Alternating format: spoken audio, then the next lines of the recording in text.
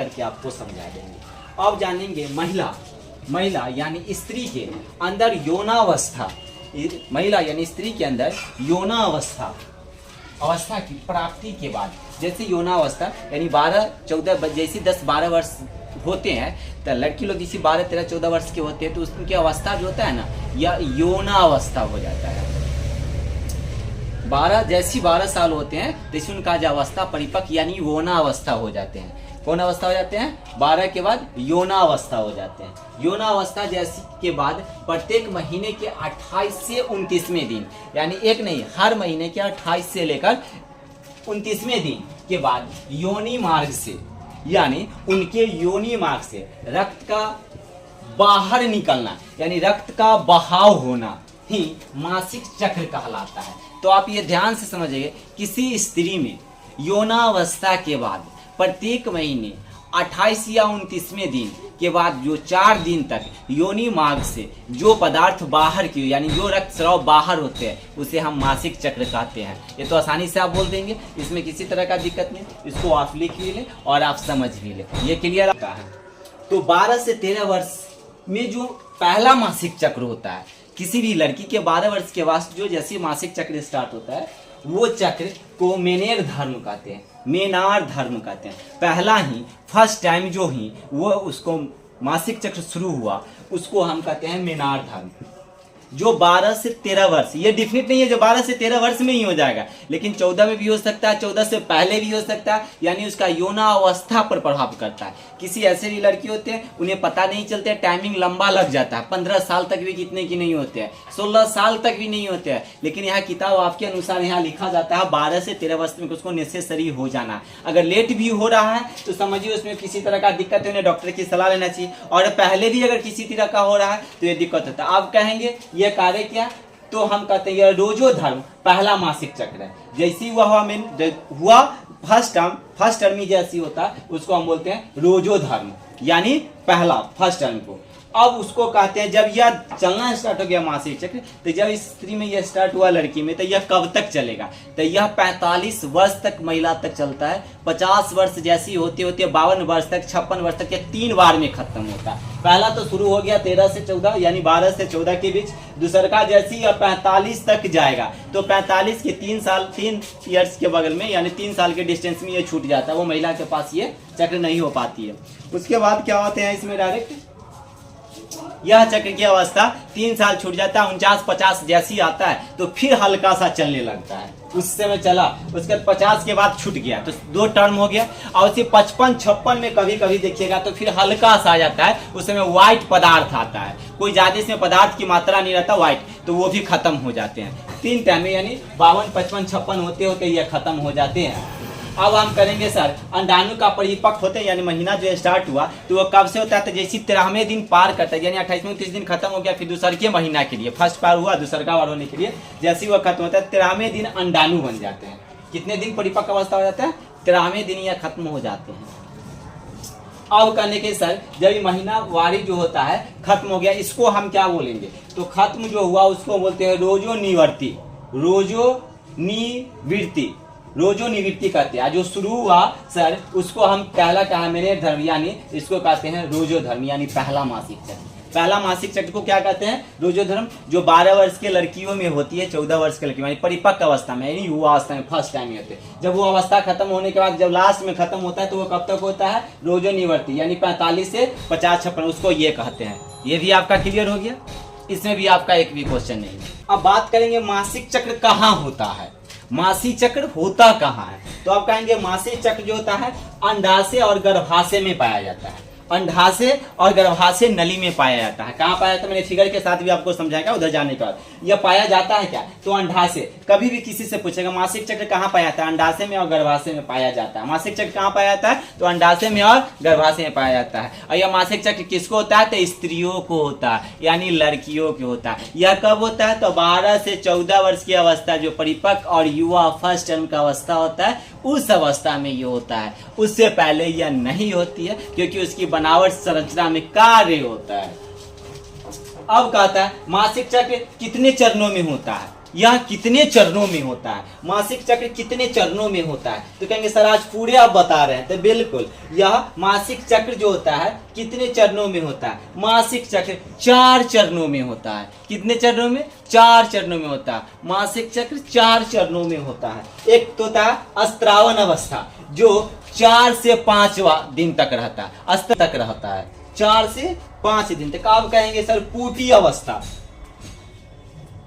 पूटी अवस्था जो 6 से 13 दिन तक होता है। पूटी अवस्था जो 6 से 13 दिन तक रहता है। तो श्रावण अवस्था 4 से 5 दिन, तो हम पहले बोल दिया 28 29वें दिन शुरू होता है या 4 दिन तक रहता है, 5वें दिन इसका कहानी खत्म हो जाता है। अब पूटी अवस्था यह कभी कभी 6 दिन तक भी रहता है, 6 दिन से कभी कभी यह चलते चलते चलते 13 दिन तक भी हो जाता है। इसमें गड़बड़ी है, बहुत गड़बड़ी। तो आप किसी भी निजी चिकित्सक के पास जाएं और उसके बारे में जानें कि मेरा यह मासिक चक्र चलता है, तो अल्टरनेटिव होता है जल्द से जल्द उस अवस्था में किसी डॉक्टर की सलाह लेना चाहिए और डॉक्टर से जाकर मिलना चाहिए। यह बहुत खतरनाक है जो इतने दिन तक चलते हैं। अब एक आता है अंडोसर्जक अवस्था, अंडोसर्जक अवस्था जो आपका तीसरा है, यह 14वें दिन शुरू हो जाता है। हमें होना चाहिए 28 29 पहले ही हो गया, और दिक्कत वाली बात है इसमें 13 दिन के बाद अंडाणु का परिपक्व होता है, पहले ही हो गया। अब आ गया चौथा फॉलियोपिटियम में अवस्था, यह 15 से 25 दिन तक, यानी कभी छूटा कभी हुआ, कभी छूटा कभी हुआ, कभी हुआ कभी छूटा। इसका अल्टरनेटिव, इस अवस्था में तो बहुत शरीर का दिक्कत होगा,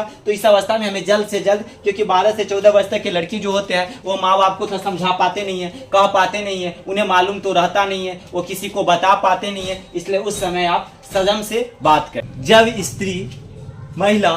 स्त्री और पुरुष एक साथ मैथुन के समय, किस समय? मैथुन के समय, किस समय? मैथुन के समय, मैथुन के समय शुक्राणु योनि मार्ग में, शुक्राणु योनि मार्ग में स्थानांतरित होता है। शुक्राणु योनि मार्ग में जैसे ही स्थानांतरण होता है तो वे ऊपर के अंडवाहिनी तक पहुंच जाता है। कहां पहुंच जाता है? ऊपर के अंडवाहिनी तक पहुंच जाता है। तब निषेचित होकर अंड विभाजित हो जाता है, यानी अंडा विभाजित हो जाता है और वह कोशिका के रूप धारण कर लेता है। तो मैंने आपको पहले ही बताया था ना, क्या बताया था कि आप जैसे ही गर्भाशय नली 3 परतों में बने, गर्भाशय नली कितने परत में बने था?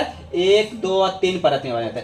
अब हम बात करेंगे, जब भी मैंने यहाँ पे आपको क्या बोला, यहाँ पे क्या मैथुन के समय शुक्राणु योनि के मार्ग में स्थानांतरित जैसी होता है तो वह ऊपर के अंडवाहिनी तक पहुंच जाता है, तब योनि में पहुंच जाता है। तो जब भी मेल और फीमेल, यानी अगर मान के चलिए यह स्त्री है और यह पुरुष है, यह स्त्री है, यह मेल है, यह स्त्री है फीमेल, यह स्त्री है फीमेल और यह पुरुष है मेल, यह दोनों जब आपस में मिलता है, यह दोनों आपस में मिलता है, यानी मैथुन के समय, संभोग क्रिया के समय, जैसी यह दोनों आपस में मिलते हैं, किस क्रिया के द्वारा? संभोग क्रिया के द्वारा। जैसी ये दोनों आपस में मिले तो मैथुन के समय शुक्राणु योनि मार्ग में जाते हैं। कहाँ जाते हैं? योनि मार्ग में जानते हैं। कहाँ जाते हैं? योनि मार्ग में। जैसी यह अंडाणु योनि मार्ग में जैसी जाता है तो यह जाकर कहाँ पहुंचता है? फिलोपियन ट्यूब में। यह क्या है? Fallopian tube. यह क्या है? Fallopian tube. यह अंडाणु और शुक्राणु दोनों एक साथ मिल जाते हैं। कहाँ? फिलोपियन ट्यूब में। कहाँ मिल जाते हैं? फिलोपियन ट्यूब में।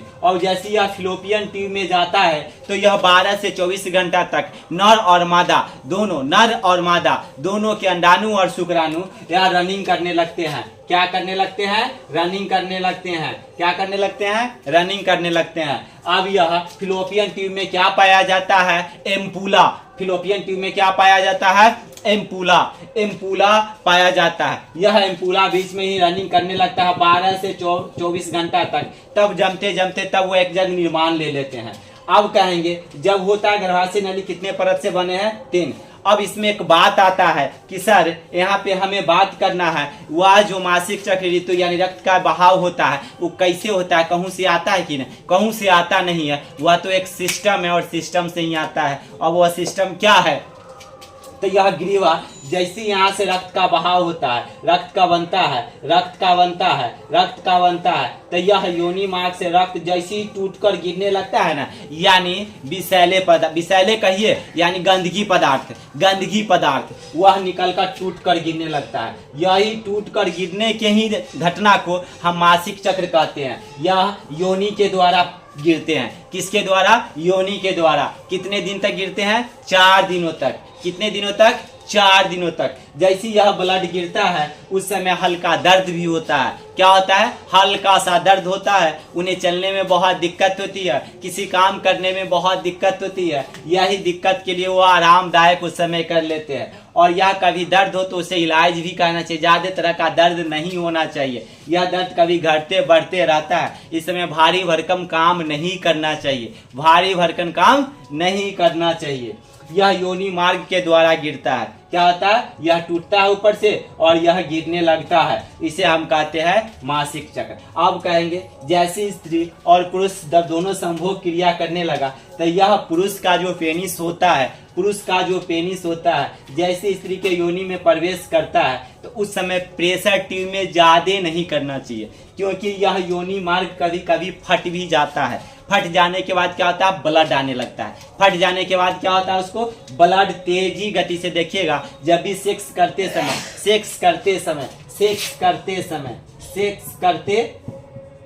समय ब्लड आ जाता है। कब आ जाता है? जब उसमें किसी तरह का मोच आ गया, ज्यादा प्रेशर आ गया, दर्द बढ़ जाता है, तब प्रेशर बढ़ जाता है, मोच हो गया, दर्द ज्यादा होने लगता है, तब ये ऐसा हो जाता है, तब ये हो जाता है। अब हम बात करेंगे सर, अब हम बात करेंगे यह गर्भाशय में यह प्रवेश करता है, यह अंडाशय है। यह क्या है? अंडाशय।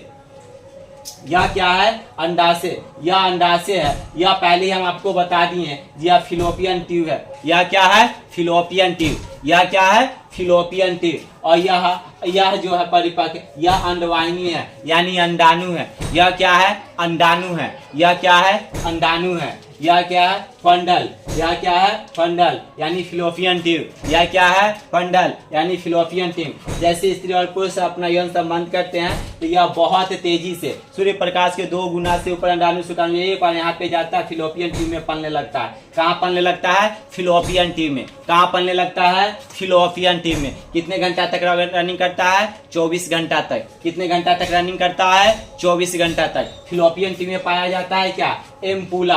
क्या पाया जाता है? एम्पूला। एम्पूला फिलोपियन ट्यूब में पाया जाता है क्या? एम्पूला। क्या पाया जाता है? एम्पूला। लेकिन उस समय जो कार्य अवस्था बहुत गति रहता है। अब हम बात करेंगे सेक्स की।